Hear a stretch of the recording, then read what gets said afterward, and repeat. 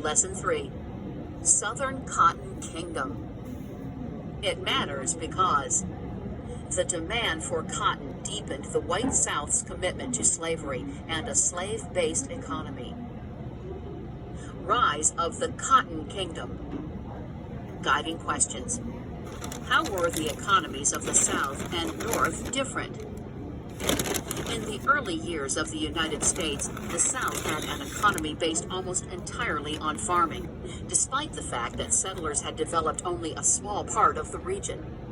Most Southerners lived in the Upper South, an area along the Atlantic coast in Maryland, Virginia, and North Carolina. A few people had also settled in Georgia and South Carolina. By 1850, the South had changed. Its population had spread inland to the Deep South. This region includes Georgia and South Carolina, as well as Alabama, Mississippi, Louisiana, and Texas. The economy of the South was thriving. That economy depended, however, on slavery. In fact, slavery grew stronger than ever in the South, while it all but disappeared in the North. Cotton is king. Southern planters grew mainly rice, indigo, and tobacco in colonial times.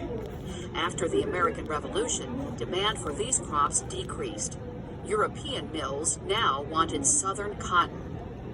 Raising a cotton crop took a large amount of time and labor. After the harvest, workers had to carefully separate the plant's sticky seeds from the cotton fibers. Eli Whitney solved this problem with his invention of the cotton gin in 1793. Whitney's gin quickly and easily removed seeds from cotton fibers. With a cotton gin, productivity, the amount a worker can produce in a given time, shot up. The cotton gin helped workers process 50 times more cotton each day than they could by hand. The use of the cotton gin had important consequences. It encouraged farmers to grow more cotton in more places. Because Southern planters relied on enslaved workers to plant and pick their cotton, the demand for slave labor increased. Slavery spread across a larger area of the South. By 1860, the Deep South and Upper South remained agricultural, but each region concentrated on different crops. The Upper South grew more tobacco, hemp, wheat, and vegetables. The Deep South produced more cotton, as well as rice and sugarcane.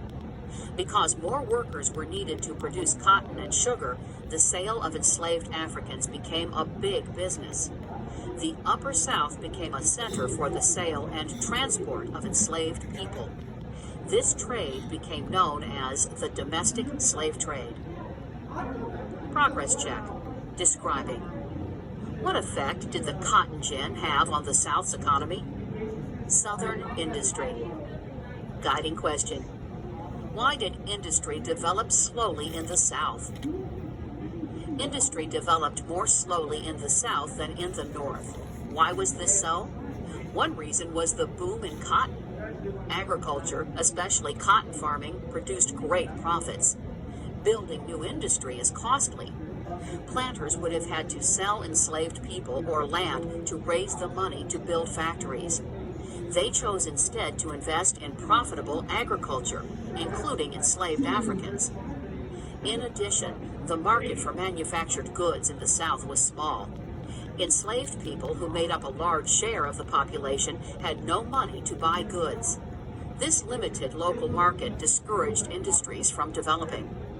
For these reasons, some white Southerners simply did not want industry. One Texas politician, Louis Wigfall, summed up that Southern point of view.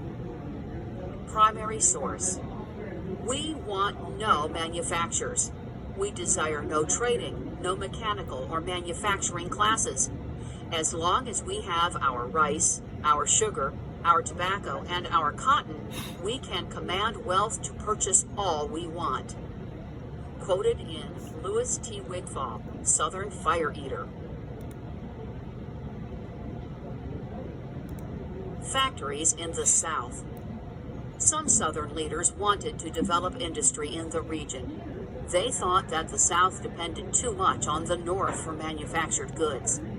These leaders also argued that factories would improve the economy of the Upper South. William Gregg of South Carolina shared this view. He opened his own textile factory. Georgia's Augusta Clayton also went into textiles, opening a cotton mill. In Virginia, Joseph Reed Anderson made Tredegar Iron Works one of the nation's leading iron producers. The Alabama Iron Works also included a sawmill for producing lumber. These industries, however, were not typical of the South. Southern transportation. In general, farmers and the few manufacturers of the South relied on natural waterways to transport their goods. Most towns were located on coasts or along rivers because canals were scarce and roads were poor. Southern rail lines were short, local, and not linked together. The South had fewer railroads than the North. This caused southern cities to grow more slowly than northern cities, where railways were major routes of commerce and settlement. The rail networks in the North also gave northern manufacturers an advantage over their southern competitors. Lower shipping costs allowed northerners to charge less for their goods. By 1860, only about 1/3 of the nation's rail lines lay within the South. This rail shortage would hurt the South in the years to come.